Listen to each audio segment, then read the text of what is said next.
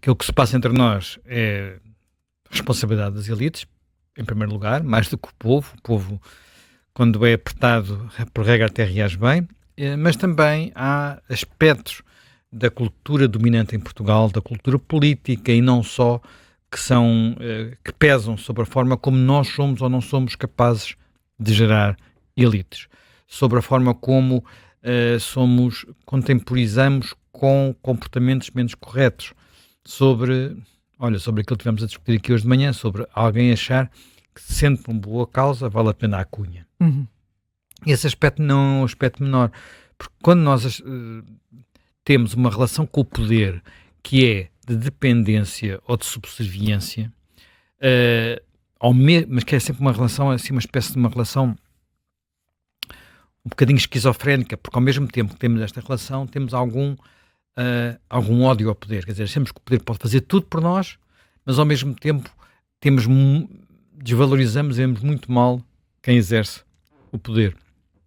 E desse ponto de vista, este livro da Maria Filomena Mónica é bastante interessante. Ela, nos últimos anos, praticamente tem escrito um livro por ano, às vezes até mais, e este livro é um livro pequenino, quer dizer, quem pegar nele não vá à espera de encontrar uma biografia do Sócrates ou uma biografia do Boaventura. Portanto, a maior parte dos dados que aqui estão são dados conhecidos, ou mais ou menos conhecidos, no que respeita a eles os dois. Porque depois, Maria Filomena Mónica, que começa este livro com um capítulo sobre justiça, olha para o nosso sistema judicial e, em alguns aspectos, compara, por exemplo, com o inglês. Ela fez o doutoramento no Reino Unido, em Oxford, viveu muitos anos lá, tem uma relação... Lembro-me, eu visitei uma vez em Oxford, devo dizer, uma visita muito agradável, e ela passava lá os meses de verão, durante muitos anos. Portanto, tem uma relação com o mundo anglo-saxónico, que é, enfim, agora começa a ser mais comum, porque nós, nas últimas décadas, fomos variando daquilo que era a nossa dependência francófona para uma dependência anglófona. Uhum. Eu sou do tempo em que se aprendia francês no liceu e tu já és do tempo... Eu já não. Tu já não, já és do tempo do inglês, não é? Portanto, às vezes houve ali, de facto, uma mudança. Ora bem, e ela, uma das coisas que diz logo é que sente que, por exemplo, os tribunais funcionam de maneira diferente.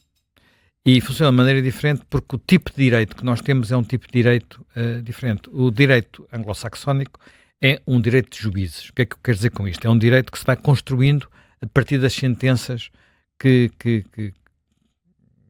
vão sendo dadas, não é? Portanto, vai-se criando precedentes, vai-se criando jurisprudência e, portanto, chegamos ao fim com um corpo que ele próprio evolui em função de muitas sensibilidades diferentes.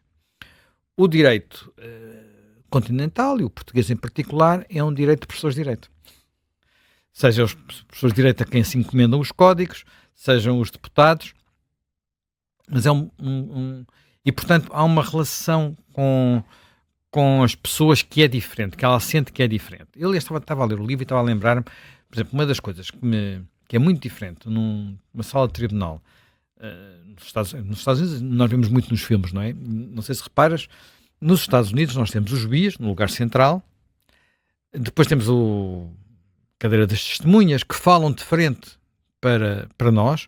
Em Portugal as testemunhas falam de costas para o público. E temos os acusadores e os acusados, mesmo que os acusadores sejam o Ministério Público, o equivalente ao Ministério Público, no mesmo nível. Uhum. Em Portugal não é assim. Em Portugal tens a cadeira de juiz, que está um bocadinho mais elevada, do juiz aos juízes. E tens no mesmo, digamos, não é no mesmo plano, mas na mesma disposição, ao lado, a cadeira do acusador público. Portanto, quem se está a defender está menorizado na própria organização do tribunal. Apesar da presunção de inocência, não é? Apesar da presunção de inocência, a própria organização do tribunal coloca o Ministério Público numa posição de relevo relativamente a quem se defende. Depois os advogados da acusação e defesa estão ao mesmo nível. Mas a posição do Ministério Público é diferente. Isto parece que não, mas é uma atitude, reflete de alguma forma uma atitude diferente perante a justiça, e ela procura ir atrás, ir às razões de ser disto, como é que isto vem da Magna Carta. A Magna Carta era mais sobre justiça e liberdade do que sobre democracia, não era sobre democracia, ela vai um pouco a isso, e depois nós, enfim, recorda alguns casos que lhe fizeram muita impressão. Devo dizer que pelo menos um deles também fez bastante impressão a mim, que é aquele caso da Joana, a miúda que morreu no Algarve, e depois a mãe apareceu toda esmurrada, e tinha todo o processo baseado numa confissão, e que ainda hoje a mim nunca me deixou convencido. Penso que houve má investigação, pressupostos assim um bocadinho, enfim, se aquela mãe não fosse pobre, não teria tido aquele destino, tenho quase certeza absoluta. Aquilo era um lado mesmo sombrio do nosso país, e que não foi há muito tempo. E não foi há muito tempo, já foi este século. Sim. Já foi este século, não foi assim uma coisa nas calendas gregas. Portanto, relativamente a José Sócrates e a Boaventura Sousa Santos, no lado de José Sócrates é interessante ela notar algumas coisas que em Portugal parece que levaram muito tempo a ser percebidas por muita gente, não é? Portanto, ela não tem nenhum tipo de... não dá nenhuma desculpa a José Sócrates, faz enfim, não faz apenas aquilo que não é um texto sobre as acusações, sobre o que está nas partes judiciais ou não, é muito um texto sobre quem é que ele era, a forma como se relacionava, o seu complexo de inferioridade, os livros que escreveu. Ela teve a ler os livros que ele escreveu, naturalmente, não é? Portanto, a ida para Paris, o significado da ida para Paris, todo esse processo, e ao mesmo tempo a aflição de não se perceber o que é que vai acontecer, que é uma aflição que nós hoje ainda partilhamos, não é?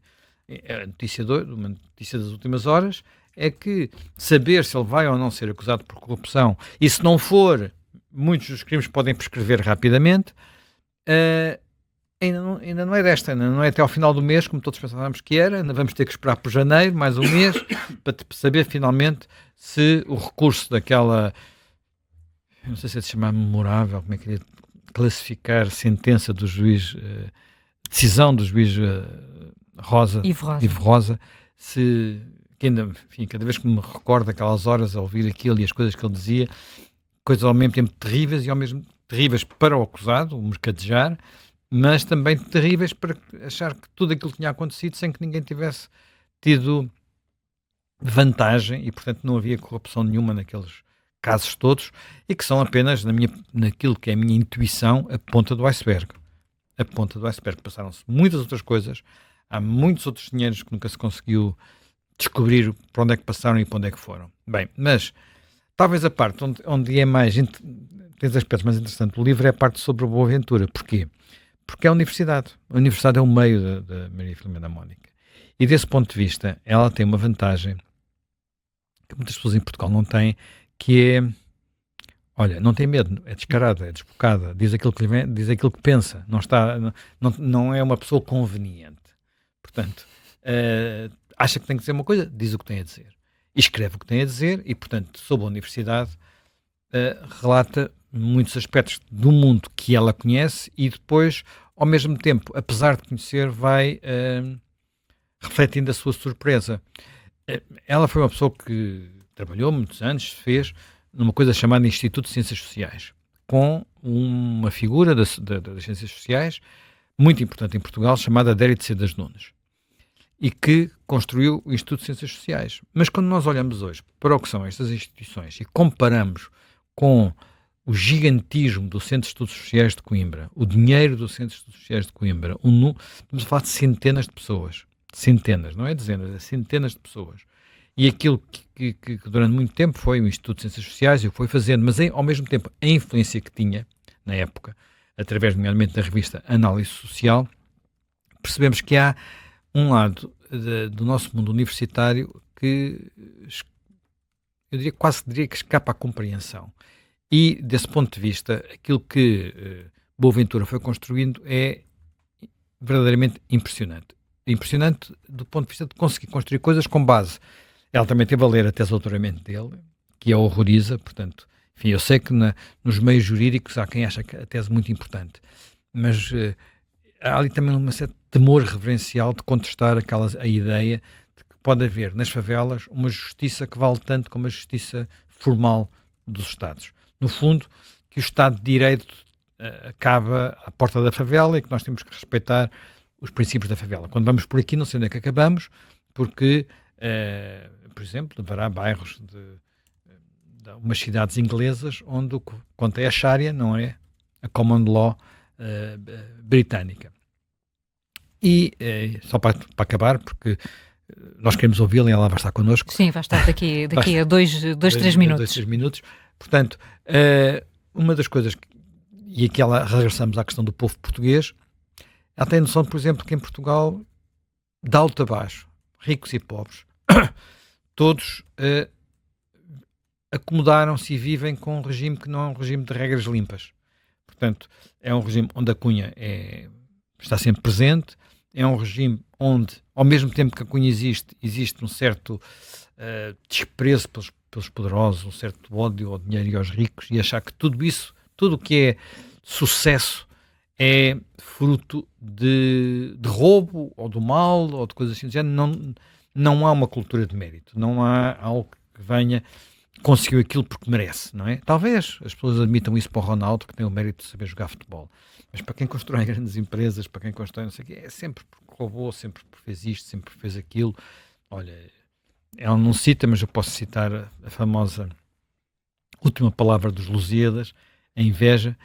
Ela prefere citar muitas vezes o Eça de Queiroz, o que não deixa de ser um bocadinho, ela é biógrafa do Eça de Queiroz, não deixa de ser às vezes um pouco deprimente, porque os retratos que Eça de Queiroz foi traçando de Portugal, não apenas nos seus romances, mas também nos seus textos mais políticos, é um retrato de um país que nós às vezes vamos buscar essas citações para dizer mal dos tempos que correm.